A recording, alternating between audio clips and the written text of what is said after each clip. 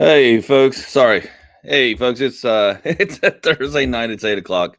It's the Fat Thor podcast. Sorry, had a little glitch there. I'm Andy Gunnin, I'm Rick Wayne. and we are back for our December episodes. We want to just thank you all for watching and listening and sharing in November. Matter of fact, I am sharing right now the podcast on Facebook. So please go share it, share it, share it. Because sharing is caring, and sharing helps us get more listeners, get us out there. So we appreciate anybody and everybody that's a part of this that shares it. We've had some great episodes last month in November. We're done with Thanksgiving. We're jumping into December. We're going to talk a little bit about December. We'll talk a little bit about The Mandalorian tonight and a few other things. Some of the worst Christmas movies out there. Went from no drink November to do drink December. Yes, yeah, I did. We did finally complete No Drink November. We'll talk about that. But first, let's talk about our sponsors here. Our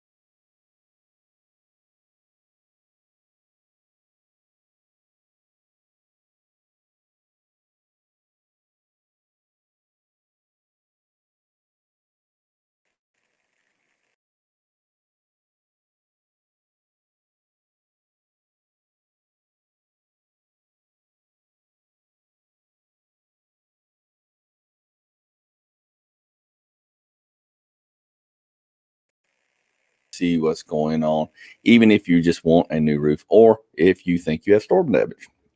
So that's it. And we also have back this month in December our friends over at Mind Invader Comics, Justin Simmons.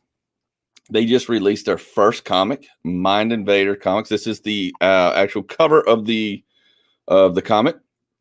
And they just released it. It's for sale. Their first round of sales have gone very well. So go to mindinvaders.com to get your first issue out there. But have you've seen this? You've seen this issue so far, haven't you, Rick? Yeah, in it. There's one story wrote and I believe drawn by Justin Simmons.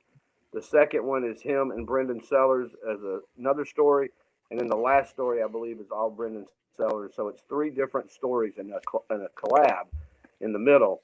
It's super amazing. I've been waiting for a long time for this to come out. I've watched this whole thing go from an idea to now you can actually hold it in your hands. It's tangible, and been selling them. It's an amazing book.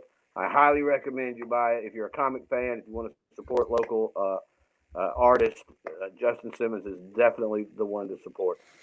Yeah, and it's Christmas time, so you, for those of you have a comic book enthusiast in your life, get them the comic or call him and have Justin do something for you freelance. He'll actually do freelance stuff as well. So give him a call. This is the very first issue. This you could be making an investment possibly in something in the future. You never know. It might be. You never know. You never item at one point. So comics are like stocks. They go up. What'd you say, Rick? Can't hear you. Oh, what'd you say, Rick? I can hear you just fine. All right. But go see mindinvaders.com. But we've got a good show for you here. We're going to go through a bunch of stuff. Also, you can comment if you want to comment. Give us you can't give us a call. That's the radio show. I'm getting backwards where we're at. Yeah. I was about to go into the radio show stuff, but anyways. But let's kick off December here. Let's kick off December. I had a great Thanksgiving. Had my parents come in. Spent the week with them. They left Friday back to Florida. Everybody's good. Everybody's cool. Nothing too eventful other than the wife started shopping. She started shopping literally Black Friday. Our house has turned into what is better known as an Amazon Um, Amazon Center. It's almost like a drop-off center. We've got boxes literally everywhere you look, in the garage, in the living room. So they are piling up. So we got some good Black Friday deals. Have you done any shopping yet, Rick? Oh, you're funny. Yeah, it's going to be an imaginary Christmas around here, man. Yeah, I hear you. Everybody, my daughter's done a lot of shopping so far. She's in her wrapping presents right now, but no, I'm just trying to keep the lights on, man. Right. We all are. We all are trying to keep the lights on. That's why we hope you go help all our buddies and support the Mind Invaders and Venture Roofing, because everybody's struggling this year for a lot of things. I don't know what just happened there. But I was going to say, oh, yeah, if you want to help sponsor us, you can buy a Fat Thor podcast t-shirt with our new logo, our Merry Christmas logo here. I got the hat and our shirts say Merry Christmas at storefrontier.com. That helps support the show, helps us pay the broadcasting fees. Keep our lights on. Yeah, and keep our lights on, because we're trying to keep those on as well. But hey, also, if those of you who follow the Fat Thor Lockdown Challenge, a lot of you know that I decided to do a no drink November because I had to have surgery on my bicep because I ruptured it moving the couch for my wife. And it went well. I made it all 30 days. Actually, I made it 31 days technically. But I did make it 30 days and went fine. It went fine. I actually would do it again, but I got me a little Irish coffee tonight. So that's why I say it's December is do drink December. Right. It's do drink December. I at least thought, doing the no drink November, I might lose some weight, but I actually gained 8 pounds. I don't know how that worked. Wow. I don't know how that worked. I think because I was eating more and just, I don't know. I was going to say Thanksgiving. Thanksgiving did not help. So that could have been. Well, and I'm also sitting around more. Because of this surgery on my bicep, I can't use my left hand. I'm not supposed to put anything in it. So I think I'm just sitting around more and doing less and just eating more because I'm doing less. Maybe you not drinking. You just think if you were drinking, you could have been put on, an extra 15. Okay, let's not go there. Let's not go there. I don't need that in my life. I'm just saying, you're sitting around drinking. It's an easy thing to do. So yes, it would be an easy thing to do if I was sitting around there, but I was not sitting around there. I was just sitting around eating. So yeah, it's been very difficult not having a full range of. You don't realize, and this is my left hand is my non-dominant hand, and you don't realize the things that you take for granted I guess are gone. Because I thought it'd be okay because my right arm is my dominant arm, and I'm just like, okay, I'll be fine. I'm like, this sucks. At least I can get around. But anyways, enough about that. But no drink November. I might do it again in January when I'm actually working out, because I think I've decided now when this heals and I get the brace off, once I can start doing actual stuff, I think I'm gonna start doing yoga just to do something and try not to do anything that I would hurt or bust a muscle again. Right. It's just frustrating. It's frustrating. But hey, did you catch the new episode of The Mandalorian? Those of you who don't know, I'm a big Star Wars fan, as Rick is as well. I'm a huge Star Wars fan. Yes, of course. I never missed The Mandalorian. I've been waiting for it to come back. At the beginning, when it was coming back, I almost made a decision to wait and just binge it all at one time.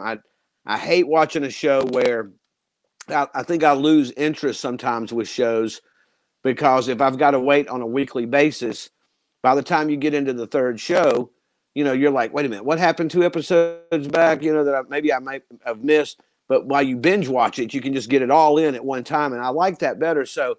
But I couldn't do it with Mandalorian. I've waited too long, and I really love the story.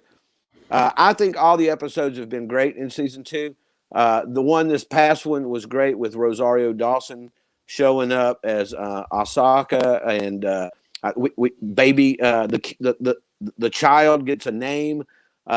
So I think, I mean, I feel like it's progressing very well for a show. I mean, to me, I think Jon Favreau is doing a phenomenal job of doing a offshoot story in the Star Wars universe. I think it's amazing. No, he's doing a great job. I think he does, and I've said it before, and I probably keep saying it. And nothing against J.J. Abrams, but I think he does a way better job of doing or producing Star Wars, The Mandalorian, and I think he should do the next Star Wars movie, in my opinion. I think he does a great job. But he also has like 4 other directors. There's a total of 5 other directors that work with him producing this thing. So it's not just him alone. Yeah, but he writes it, and he also co-produces if he's not directing. But I like how he's putting, other celebrities are showing up. Mark Hamill had an Easter egg. Not a cameo, but his voice was used. What's his name? John Leguizamo also couldn't recognize him. But he was the guy that got strung upside down. That was Leguizamo, and I just like how they're that they're doing stuff. They're putting some of these bigger celebrities into the Star Wars universe, and I think that's great because you think about like. It started out with the biggest name was Harrison Ford. And, throughout the years, it just got big. Billy D. Williams and James Earl Jones voicing Vader. And, so you have these big names already involved in Star Wars to a degree. And now it's grown to be just like a who's who of people that's in the Star Wars universe on a big celebrity name. I think that right there speaks volumes of the Star Wars universe as well. But one thing I love about Mandalorian, it feels like how Rogue One felt to me, where it didn't necessarily have anything to do with characters that we previously have been exposed to, but it all worked in the story of the characters that we have been previously exposed to, and then matches up one story to another story, but it's kind of like sits above it or below it, however you want to look at it, to connect Revenge of the Sith to A New Hope. And that's the way I feel about Mandalorian. It's like a whole side story going on, but it all fits in line with everything that we've seen if you follow the saga. Right. They've done a good job keeping the timeline correct and all the way through. I agree with that. I think Vinny Paul's with us. Vinny Paul says hot yoga is intense. I want to do hot yoga, but not right now. Vinny says, I have never seen any Star Wars movies until 2 months ago. What? That's Vinny. But Vinny did say Favreau is an awesome director. He is. But of course, he's had practice with the Iron Man and Marvel. He's had a lot of practice, so he should be doing as well as he did with those. I'll tell you. No, go ahead. I'll tell you one of my favorite Favreau characters is he's such a dick. Is in the movie I Love You, Man, and he plays Jamie Presley's husband. And the whole thing is Paul Rudd doesn't have a lot of like male friends, so he needs a best man. So she tries to like get him to hang out with her husband and a bunch of his poker buddies. And he throws up. Just an asshole. Yes, he throws up on him. Yes, and, Favreau plays just the biggest dick in that. But it's so funny. He really plays a good jackass. But I love Favreau. I think he's great. He does. He plays very well in front of the camera as well as behind. I think he's got an all around ability to do comedy on movies and bring a comedic spin to stuff when he is on them. I find that I would have just never imagined. I'd never imagine that the guy from Swingers and all the things he directed Elf. He would be like one of the major people in the Marvel world, in the Star Wars world. I would have never ever imagined that that's where his path would have wound up taking him. But I'm glad that they've put somebody that's passionate about, that and not just taking the check on it and just directing it. I kind of felt like what was it, Solo, that they had to go back and have Ron Howard go and redirect it because they were having some fallout with the director, Right. Yeah. prior or something like that. Mm-hmm. And Ron Howard never really directs anything poorly. He's a great director, but I just didn't feel that he was Star Wars director good. I mean, I think he understood the story and the process, but I just didn't feel that it was almost kind of a handoff. Like, if Ron Howard will do it, let's let him do it, just to kind of go for that credit. And I'm not bashing on Ron Howard by no means. No, well, I mean, of course not. But Ron Howard's daughter is actually one of the directors for The Mandalorian under Favreau. She's directing, and that's Bryce Dallas Howard, who was in obviously the Jurassic World. She's been in several things in front of the camera, but now she's also directing behind the camera on The Mandalorian, and she's directed a couple of episodes so far, and she's done a really good job.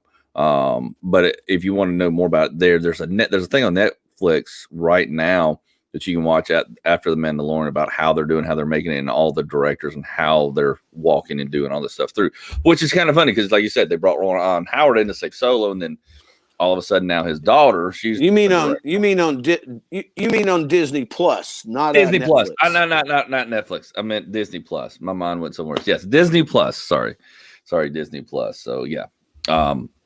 But yeah, it's just funny. You never, I remember watching Swingers when it first came out when I was at Georgia State in film school and all this, and I'm watching Favreau do his thing, and I'm sitting there going, who is this guy? And from there, never thought in a million years he would go on to do what he's done with Marvel, Star Wars, and everything. And I applaud him. I mean, he doesn't stop, and he's probably one of my favorite directors out there now currently, because he just has a good attitude about everything. He's not one of these pretentious Hollywood types. He just does everything for fun, and he's generally involved. He generally wants it.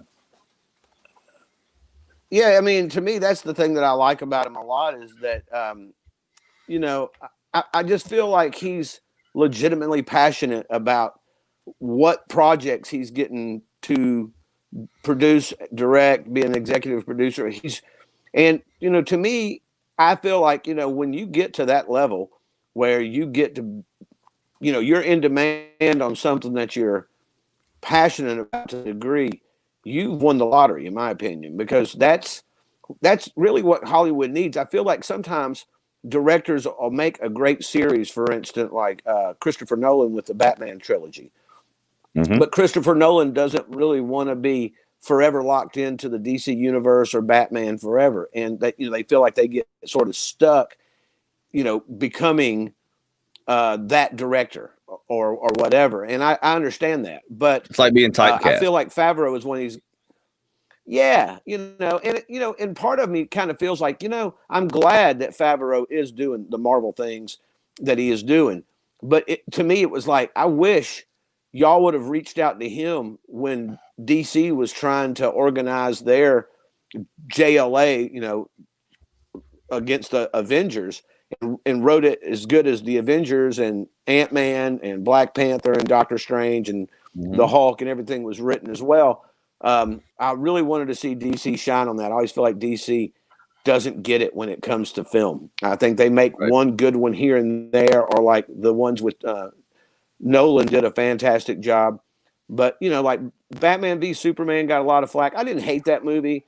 But when it started trying to where they was going to assimilate the Justice League, and you get a one-off movie with, Jason Momoa as Aquaman and Gal Gadot as Wonder Woman, and you're like, okay, they're giving the side stories just like Marvel did. But then halfway through that, Affleck's out. I didn't like Aquaman. I thought they had more potential. I never even saw it.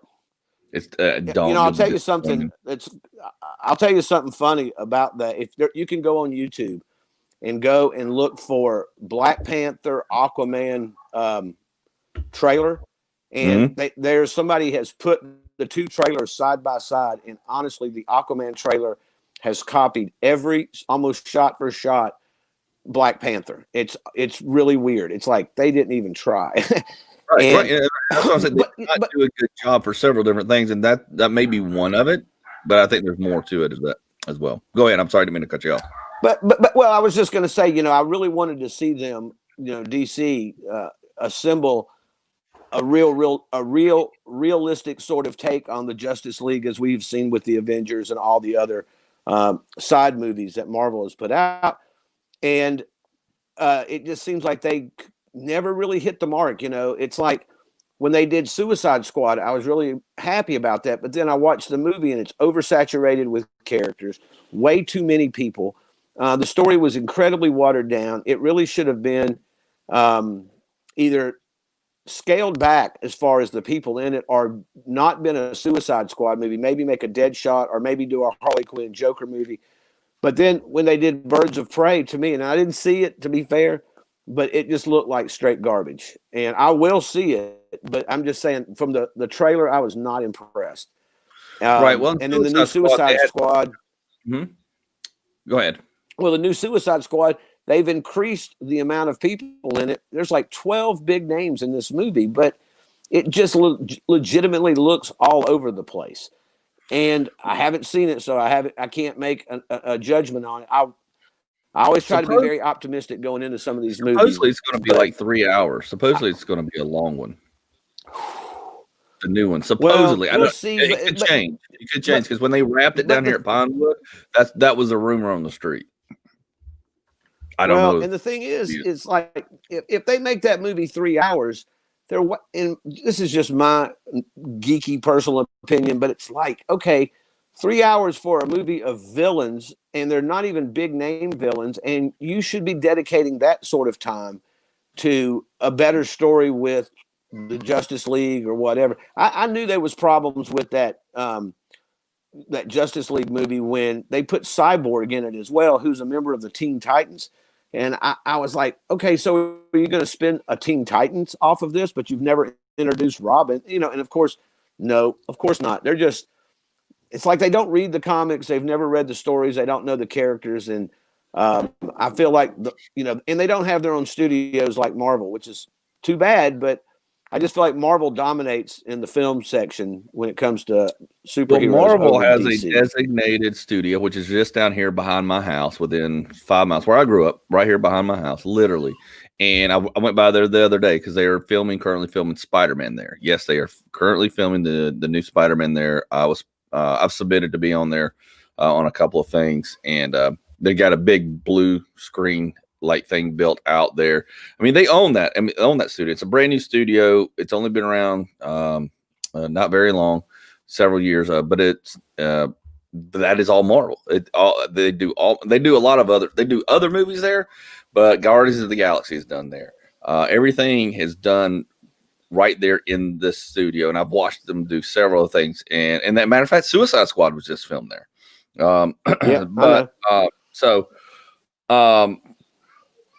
They just put a lot more into it. They've just done a really good job, and I think Stan Lee had a good hand in that with Favreau and several other folks involved with that before he died.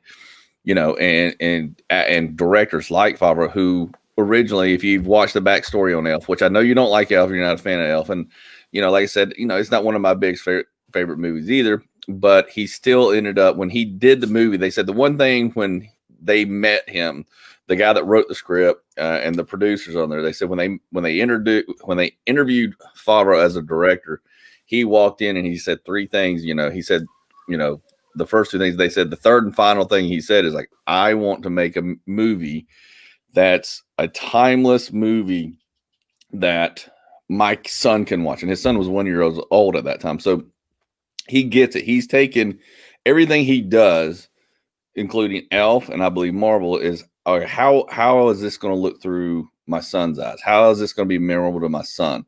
I want to make it the best I can make it, and not just, like you said, he makes things, he directs things, and he does things from a genuinely joy in of doing them, because he loves directing, he loves producing and directing these movies, and that comes through in the movies, if that makes sense.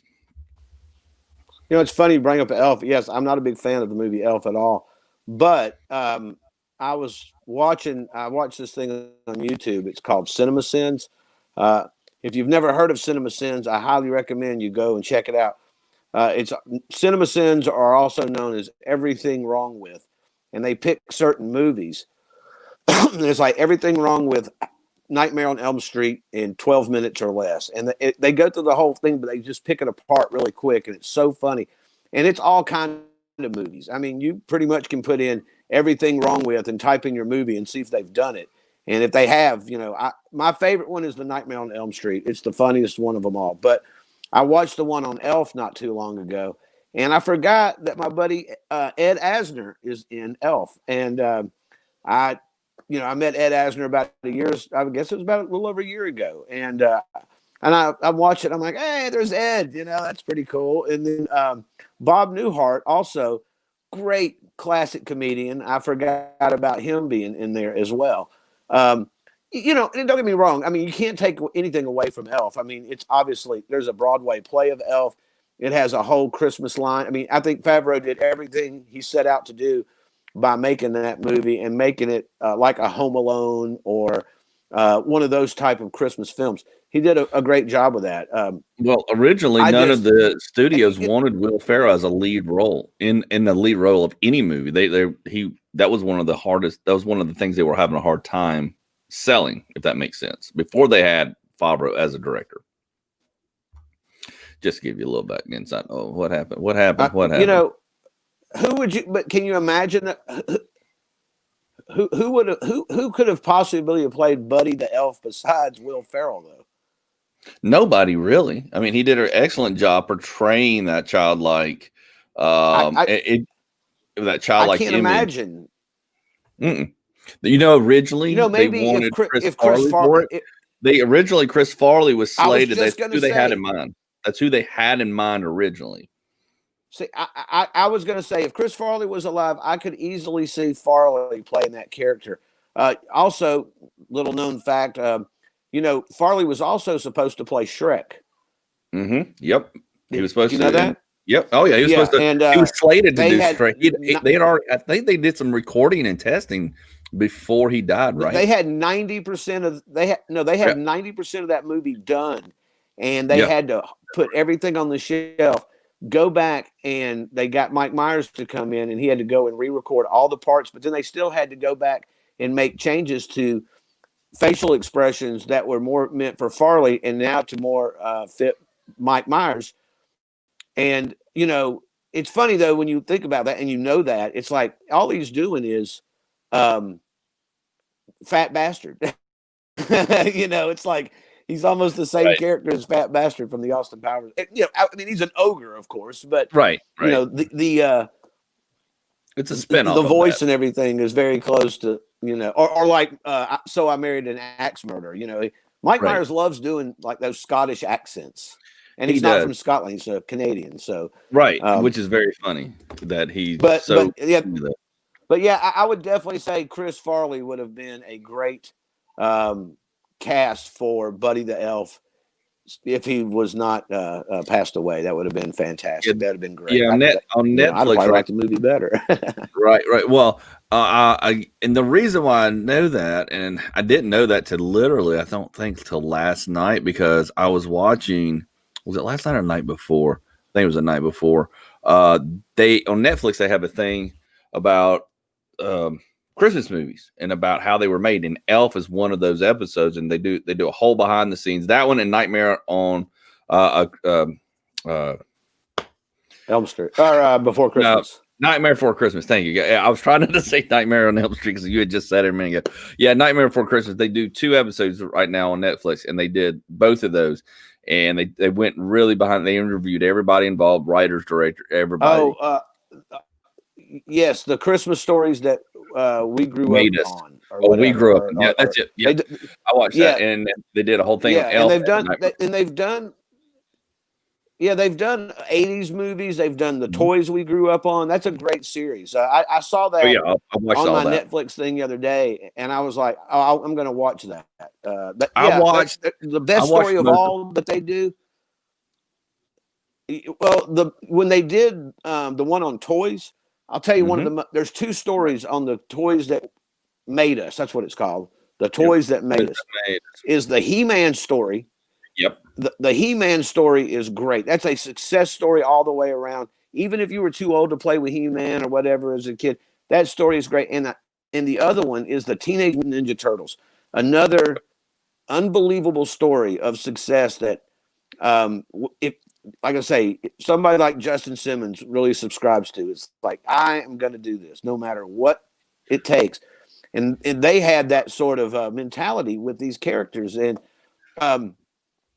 you know, the He-Man story, though, is just phenomenal. And it's smart, and they really come up. And the Star Wars toys is good, too. That's another amazing the whole background on Kenner us.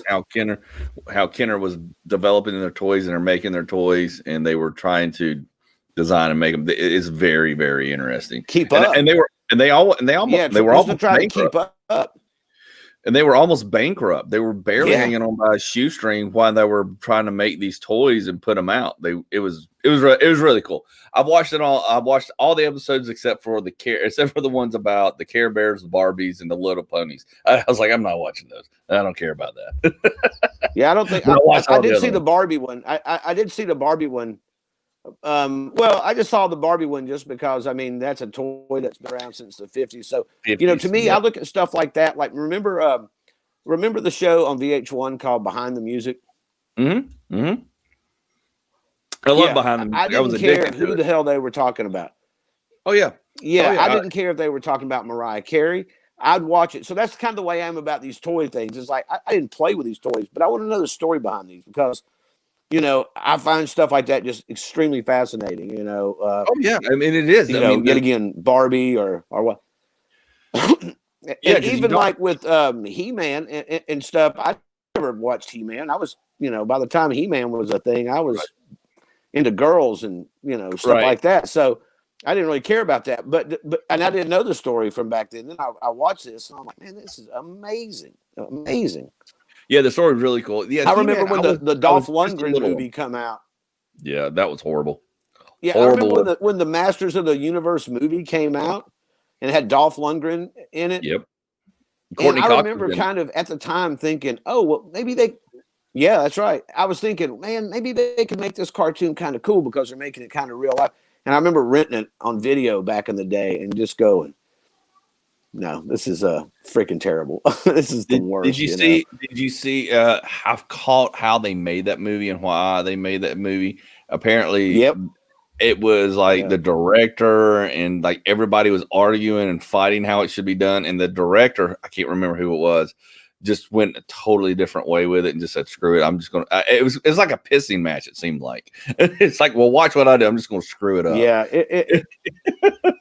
It was terrible. I mean, there was characters that was, marketable characters from the toy line and the cartoon that they completely left out, like Orko. And and they added new characters that had never been in the story of He-Man in this movie. So when kids that grew up on He-Man go see this movie, they just are watching or leaving very confused. Like, what did I just see?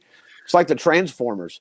The Transformers was real popular. And they made a movie, and in the first 15 minutes, they kill Optimus Prime, and people are like, "What? This is what you're doing to us at the beginning of this movie? You're going to kill Optimus Prime?" So bad. But I will say this, but talking about stuff like that, I remember when they came out with, Teenage Mutant Ninja Turtles, I was a little too old for that. I think I was like 14 and 15 when that really came out and was really big. But my buddy's younger brother was huge into it. He was like, turtles. And when the movie came out, we had to go take him to go watch this movie at the movie theater. And his mom dropped us off and we were like, we want to go. I forget what we wanted to go see, but he was like, we couldn't go see it. We had to go see the Turtle movie with his younger brother. So we went and watched it. And I'm just like, I don't want to watch this. And then I was like, okay, I watched it. I was like, it's okay. It's not great. It could be better. But of course, this was back in 90, I think, 1990. And 90, 91. Yep. Yeah, it was 90, 91. And I'm like, man, this is just, and I'm like, okay, it wasn't bad. I sat there and I was like, okay, it wasn't bad. But now it's 100 times better. I've watched every one of them that's come out, and I'm like, I want another one because they've done such a good job now that we have all the CGI and everything. They have really made it. Actually, what the comic was dirtier, grittier. Because back when it was originally drawn, it was dirty and gritty, and it was raw, and it was, it wasn't this. Well, I mean, it was a graphic novel at first, and it was very, very violent. As a matter of fact, in the first episode, they kill Shredder, throw him off a building, and that's what I liked about the Turtles. But then I remember when the Turtles got like the Saturday morning cartoon deal, and they really softened them up for kids, and I can remember being disappointed, but I still like the concept of the Turtles. And then I remember when the movie came out, and I've always been a big fan of Teenage Mutant Ninja Turtles, but when the first movie came out, I was legitimately excited about that, like I was with Batman when it came out. So I was dating my my then later on to be wife at the time, and her younger brother Brian, he was like, I don't know, 11 or 12 maybe, I guess. And he was young, but he loved the Teenage Mutant Ninja Turtles. And me and him would talk about it all the time. So when it come out, we took him to go see it. And I can remember in the movie, like, looking at him going, oh, Casey Jones or April O'Neil. And I wasn't disappointed with it for what it was. It just seemed like a very Saturday morning cartoon on steroids. Right. Looking back at it now, of course, there is a lot of camp to it, but Vanilla Ice had the song "Go Ninja, Go Ninja." But, Ninja. I thought it was I love the newer ones. I love the newer ones that Michael Bay did. I thought the new ones are really good. They're really, really good. He brought kind of the Transformers kind of thing over into it.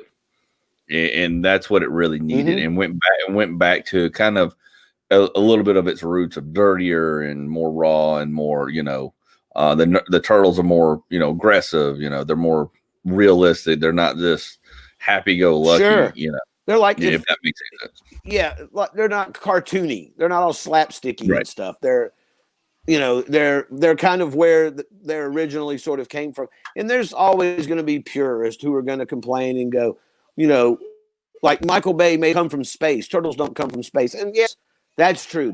Turtles don't come from space. But nevertheless, people take liberties all the time. If we're going to split hairs about where, Michael Bay decided to make Turtles come from, we can also split hairs about Tim Burton giving the Joker a backstory and getting killed in the first Batman movie. So nobody seems to bitch about that so much. So I don't really give Michael Bay a hard time that he altered a little bit of the Teenage Mutant Ninja Turtle story. It was fine for what it is, and as long as it turns kids on today and still gets them into stuff like the Transformers and the Turtles, I'm all for it.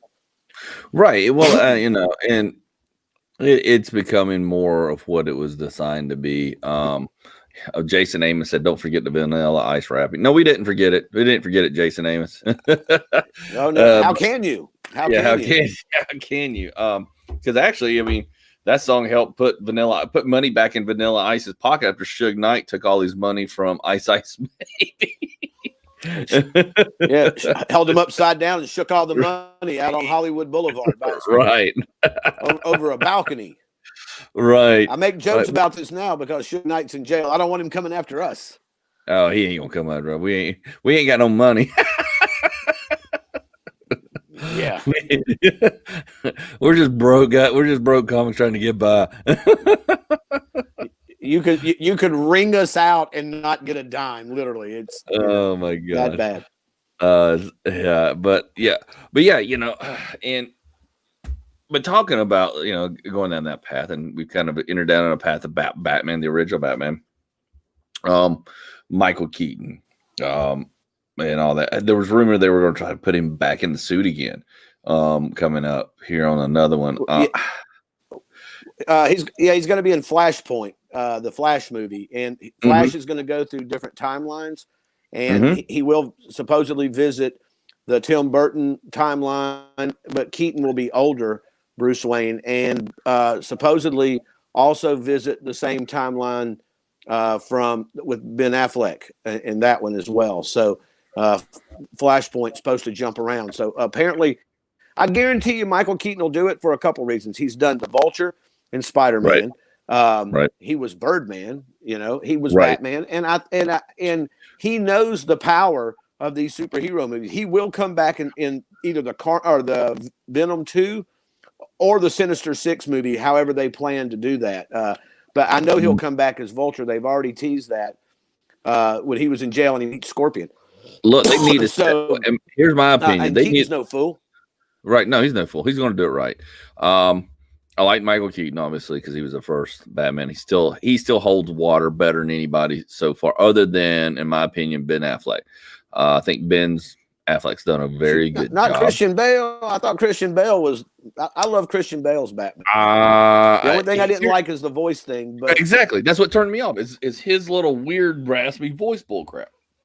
I don't, he went. But that wasn't, that wasn't his fault. That was Christopher Nolan did that purposely, and he had to go back if you watch the first Batman Begins, he doesn't do that. He only does it in Dark Knight and Dark Knight Rises. But like in Batman v Superman, they even explain it. Bruce has this thing on his neck that changes his voice to make him sound different, so you don't connect him to Bruce Wayne. I wish they would have thought about that in the Nolan films, but and then I always joke about by the time they get to the third one, you've got him talking like this the whole time. Right. And then you've got Tom Hardy also talking like this. And it's like they do titles in this movie. Right. Now, I did like Tom Hardy doing Bane. I think, in my opinion, of course, everybody's got an opinion, they need to step it up. Venom 1, the first Venom, in my opinion, was not that good. They need to step it up on Venom, in my opinion. I agree. They did it. There's a lot of things they left out, a lot of things they missed. I think they were trying to rush it. I think they went too fast through it. I didn't connect with Tom. Well, it was Sony. It wasn't Marvel. Right. And again, you can tell the difference. It's like, it's so weird. It's like, well, you shouldn't be able to. Well, you do, but you do. And as a comic fan, you know that Venom is not in San Francisco. Right. Exactly. They did now tie Venom into the Marvel.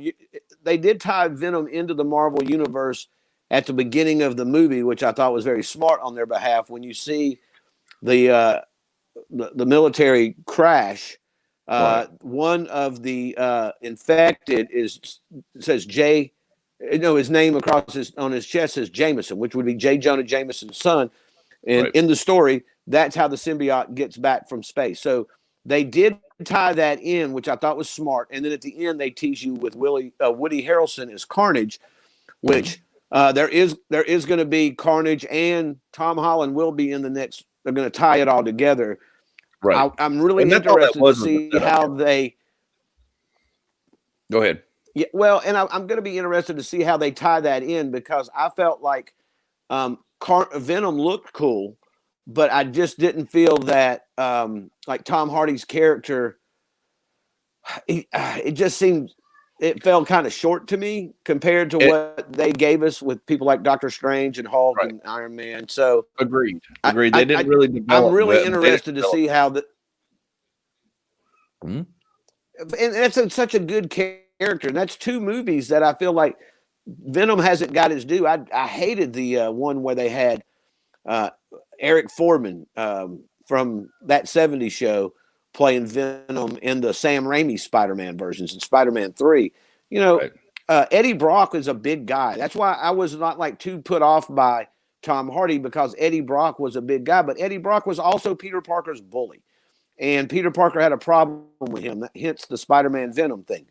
But he did say there was some trouble in New York and that he had to leave to go out west. So clearly they're going to try to find some way to either back up that story where maybe him and Peter did have beef to some degree, or Peter was in his life, or Eddie was in Peter's life to some degree, and that he does have because he felt very New York in the movie. He didn't feel San Francisco at all. Right.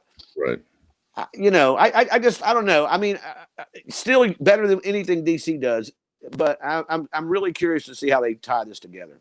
Hopefully, it's going to take some work to tie it all together, in my opinion. But I mean, realistically, they didn't develop the Venom story enough. Tom Hardy, in my opinion, didn't do. I love Tom Hardy. I think he's a great actor. He's done a lot of good roles in Lawless, Legend.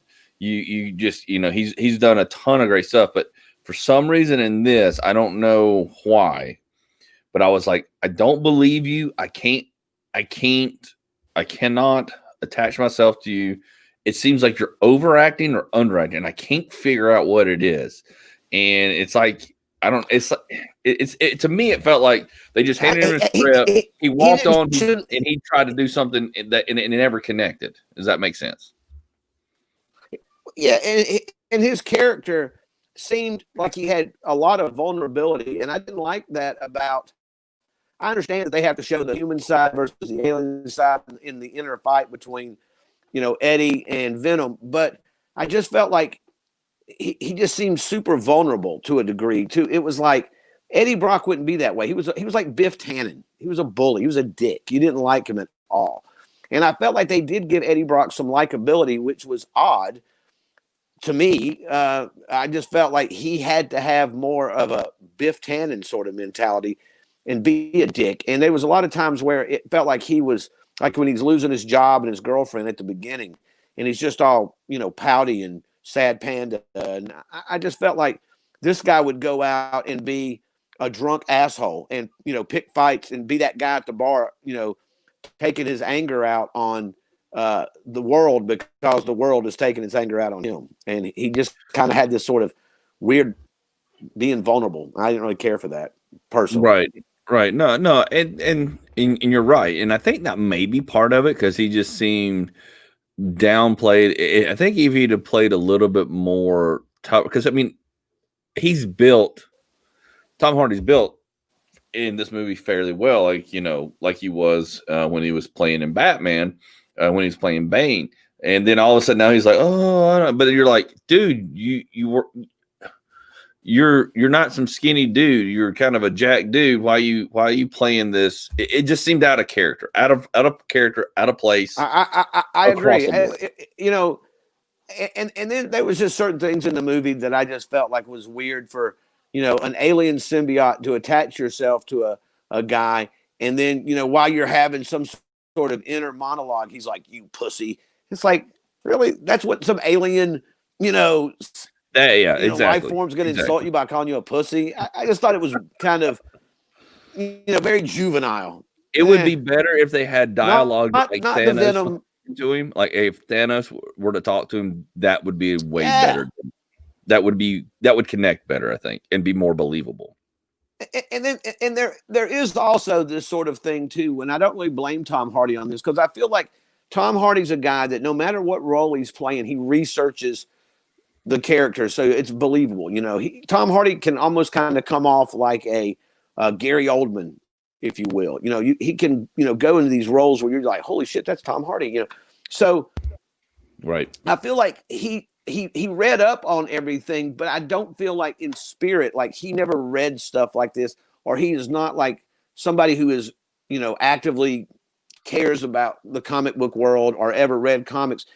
He can learn all the backstory, but if you don't really have the heart for it, and yet again, there's a lot of other people like, Scarlett Johansson who don't, she says, I know nothing about the comic book world, so did Gwyneth Paltrow. Right. But they still, and even though they're, like Gwyneth Paltrow's character was not super major as Pepper Potts, but I felt like, even Scarlett Johansson playing Black Widow for such a, she's obviously a major character in the Avengers in the comics and whatnot, but I felt like she still delivered it. She made me believe she was Natasha. I didn't ever feel like she's phoning this in. Very good job. Yeah, that is a very good statement. I mean, yeah, she delivered it very well. I believed Tom Hardy and connected with him more as Bane than I ever will with Venom in that first movie, or ever have, or ever will. And that was one thing about his Bane that I really liked a lot was I was so afraid when I heard, oh, they're going to do Bane in the next Batman installment. I was like, please don't make him like a luchador with the tube, like they drew in the comic books and on the animated Batman where he could turn the dial up and get bigger. I was like, please don't do that. And I was like, you did such a good job with the Joker and Scarecrow. Clearly, you won't go that route. And thank God they did not go that route. I felt like, the whole story with Bane and Ra's al Ghul and, the League of Shadows were all a nice tie-in to the third installment and how we all find out how everything's connected and what have you, and the fate of Gotham and, the sacrifice of, or possible sacrifice of Bruce Wayne. And I was excited when I heard they were going to do Venom with Tom Hardy, but I was like, "Ooh, how's this going to work out if they bring Bane back into something later?" Or, but it was just a thought through my head, and then when they did it, I was like, "Oh, well, okay, this is not good. This is bad. This isn't going to tie together well." I don't think you'll see Tom Hardy come back as Bane. Because that's just the Nolan universe. I think, and that's the thing a lot of people, bitch about, like, as far as like in movies like Marvel or DC, like Batman, everybody always has like these big opinions about Batman. Like, oh, I didn't like this version of Batman, or I didn't like this version. But to me, I find Batman is super subjective as a story. Anybody can tell that story, and they can make the Joker look however they want. They can make Batman be played by whomever. The story is always the same. It's just like what they do in comics when you have series and they run it, and then they hire new writers and new artists and new storytellers, but they still retell the same story just in a different look. They give the Joker the Joker went from looking like the clown prince of crime back from the 60s and the 70s, like you see on the Super Friends and on the Cesar Romero version of it, to in the 80s, where he was more sort of in that kind of element of what you saw of Heath Ledger. Not exactly, but as far as visually, but he was characteristically. And so when we saw the Heath Ledger Joker, that was the Joker that I've waited on forever. That's why I always we all have. That was the joke. That was the Joker everybody was waiting to finally cut the mold to a different light, the way it should be done.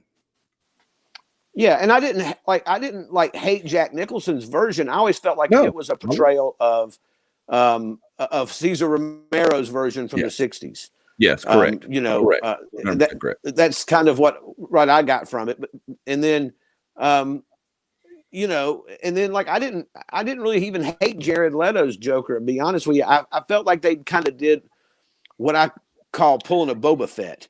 Right. And Star Wars did this on Empire Strikes Back. They really teased Boba Fett a lot, and he literally had like less than a minute of screen time.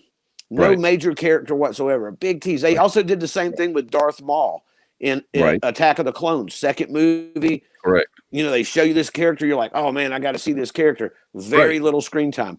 So they did the same. They kind of pulled the Boba Fett card with Jared Leto's Joker by even using that in publicity photos to see Suicide Squad, and then you literally get no backstory, no really connection with Harley or the Joker.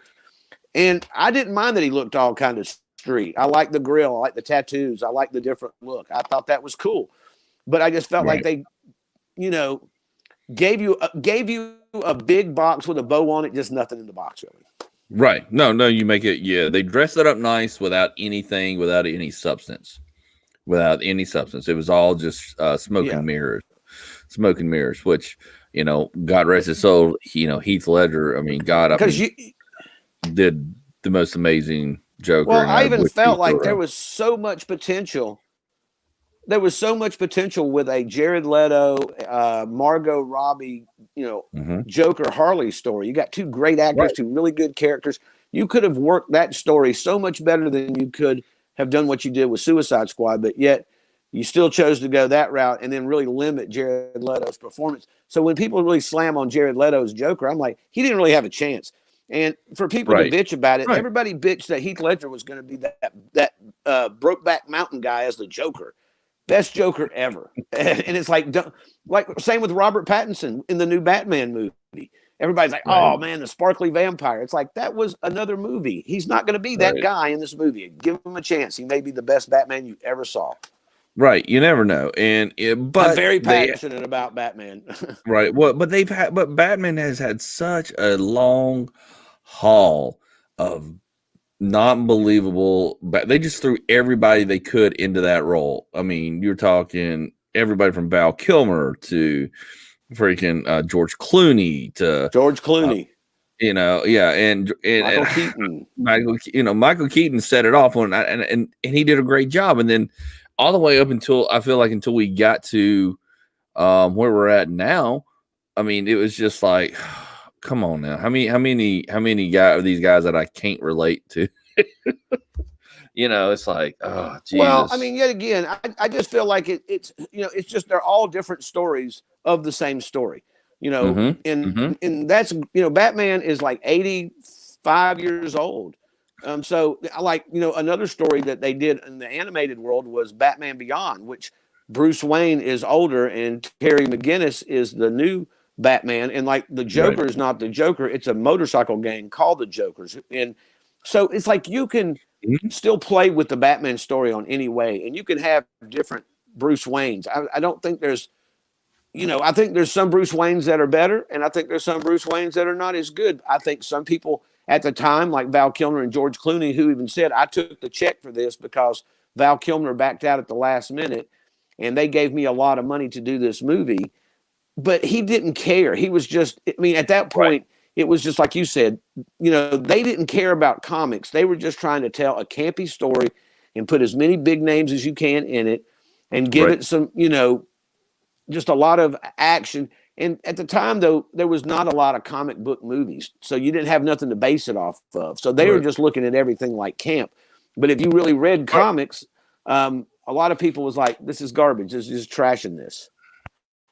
No, you're exactly right. Hold on, we got a comment. Let's see what we got. Do you think not developing character stories is, Jason Amos said, do you think not developing character stories is to keep the door open for backstories like the Joker or not the strategic?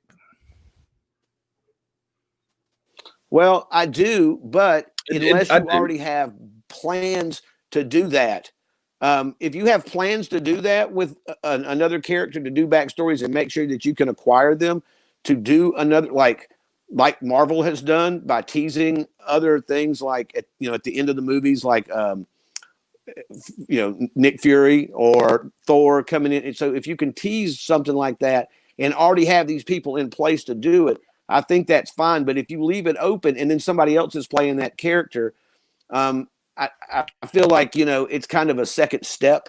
I think you should try to, if you're going to put that in place, you should try to say, look, here's the plan. We want to do these 5 movies. We're going to try to get you for 5 of these movies. But this starts out, and then we're going to break off this third one with this character, and we're going to acquire so-and-so, blah, blah, blah. Well, like Lord of the Rings or Harry Potter or Star Wars. Well, the problem is you got to have that all up front for Hollywood. And Hollywood's still a business, period. I mean, we're all passionate about it because we love everything about it. And we would go and do and be in these movies or be a part of these movies for free. But it's still a business end of the day. And the people making these decisions before, and I'm not saying all the way now too, but still the people that are in charge of making these decisions are looking at the bottom line. They're looking at how much they're going to make, how much is it going to cost, what are we doing? And unless they have a plan to do that down the road, laid out, like Lord of the Rings went in and they go, we're going to do all these and we're going to film all these for 2 years or something crazy. And we're going to do this and that we're just going to go ahead and do the whole series, do everything and be done with it. Whereas Hollywood goes, okay, we're going to do this, but we're going to leave it open. We're going to leave the back end open so we can come in and introduce these later. But we don't know how we're going to do that later. We're not really sure. We got to wait to see how much this one makes. And then they may hand it to another director. They may hand it to another whatever who comes in and goes, oh, I'm just here for the check. I don't really give a damn about this thing. I'm pissed. I'm here. I don't want to be here. I'm just here for the check kind of thing. Instead of like Favreau, and J.J. Abrams, which I give both them credits. Like, I love it. I want to be a part of it. I want to bring it back. They have the heart. They're our age, they're our mentality. But there's still these guys that are up there in the freaking, cutting the checks going, I don't know if it's going to work. Let's make sure we make money before we spend money. But now that they know it's a big thing, but they're still screwing around with it, in my opinion, on certain ones. Like you said, they don't need to be messing up. Well, but I love being open to I feel like Marvel was Yeah, I mean, I think there's nothing wrong with that, but I just feel like Jared Leto will not come back and do another Joker film. I mean, No.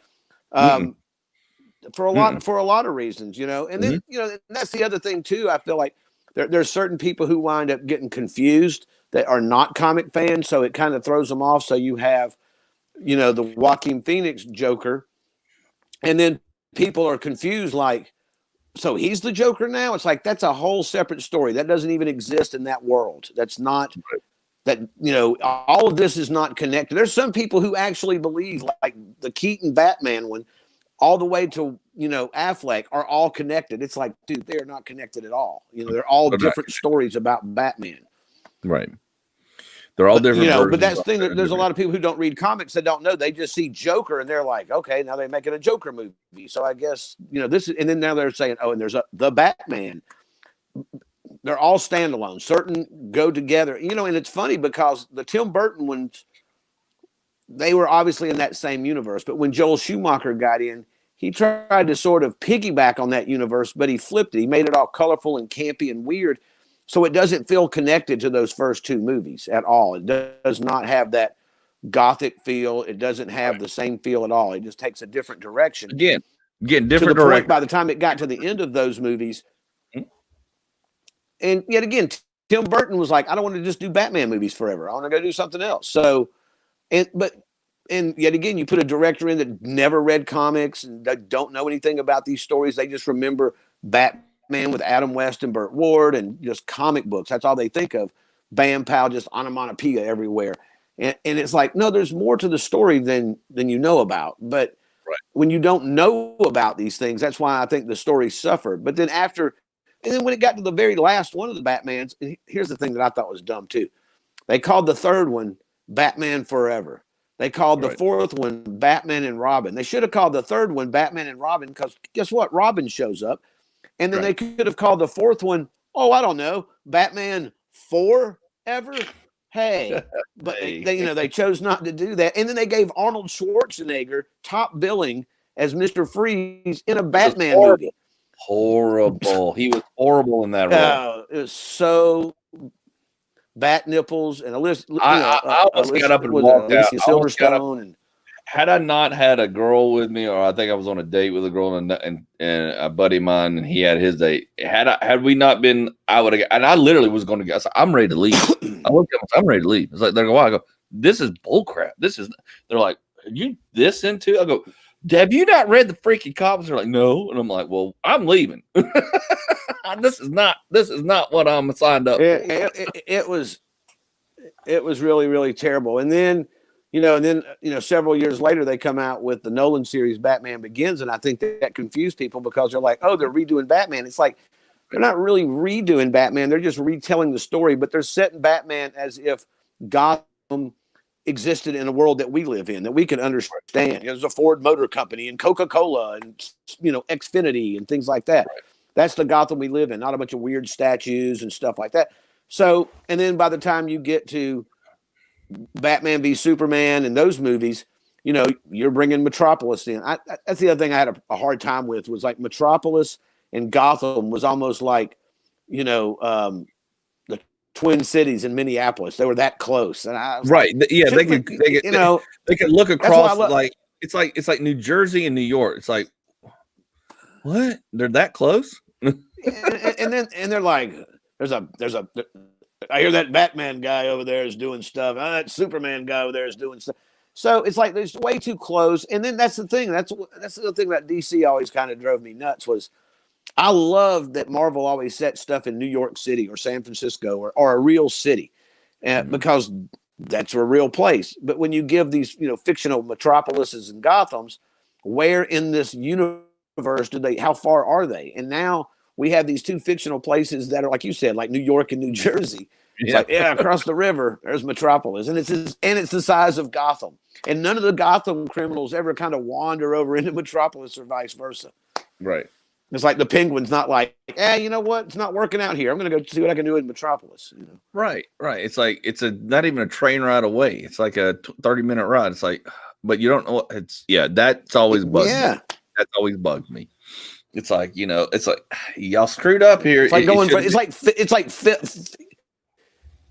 and I get it. It's like the size of Philly and the size of New York City away from each other, but it's not that damn far from Philadelphia to New York. You know, to have two superheroes that are kind of unaware of each other. I don't know. You know, I digress. I could go on for this for hours. Look, we're at the 9:07 mark. I could be talking about Batman and Gotham City for I know we're over hours, we're over by 6 minutes. We got we'll never be able to upload this. I'm just kidding. But yeah, we are running about 6 minutes over. So I think we're going to cut it short because there's a lot more we could go down a path, and we might go down a path later with some guests and some other folks because this is a hot topic of a lot of things. Because I still want to explore and talk about how do you think Marvel will ever end and when will it ever end?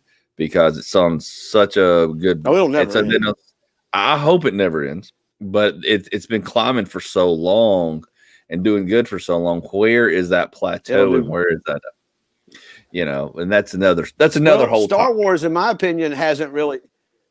Yeah, it is. I'm not even going to get on the whole Star Wars connection with that either. But you know what? I'll tell you what, though. If you really like what you heard tonight, you're watching Fat Thor podcast with me and myself, Andy Gunnin.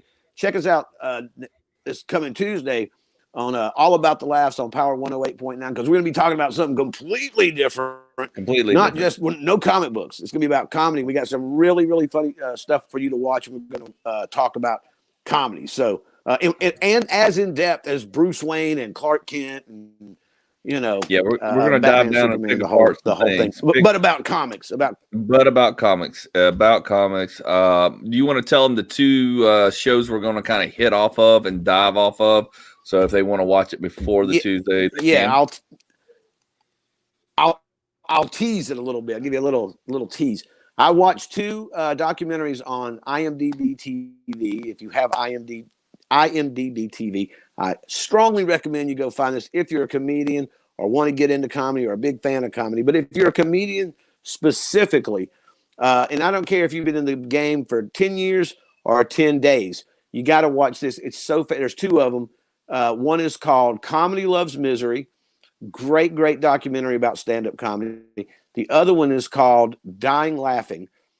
They feature so many different comics from Britain to America, all over the world, but a lot of big names, a lot of up-and-comers, a lot of pros.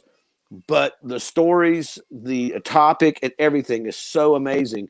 I was just really blown away by that. So we're going to talk about that on Power 108.9, All About the Laughs, this upcoming Tuesday. But I implore you, if you listen to that show, go watch these documentaries so you kind of know what we're talking about. It's great. Yeah, especially if you don't have anything to watch. If you've done like all of us and power binge through everything else, go watch these. We're going to dive down, pick everything apart, talk about comedy light, and we're going to try to get a guest comedian here locally to come on and talk and as well.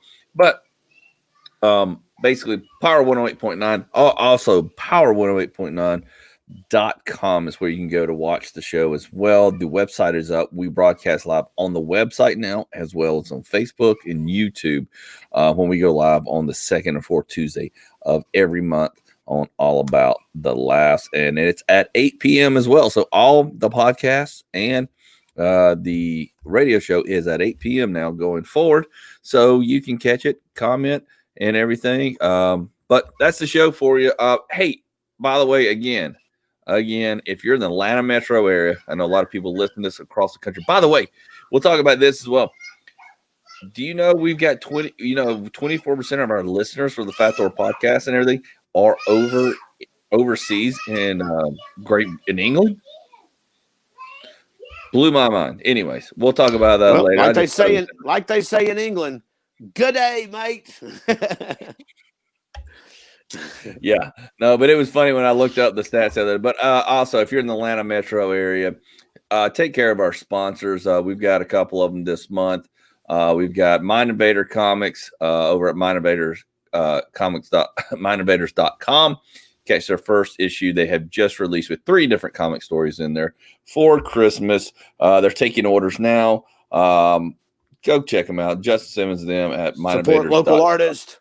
Support local artists. We're all about. I think everybody agrees. We're all about local. We are, as well as the whole country, trying to take care of each other and get each other through these things.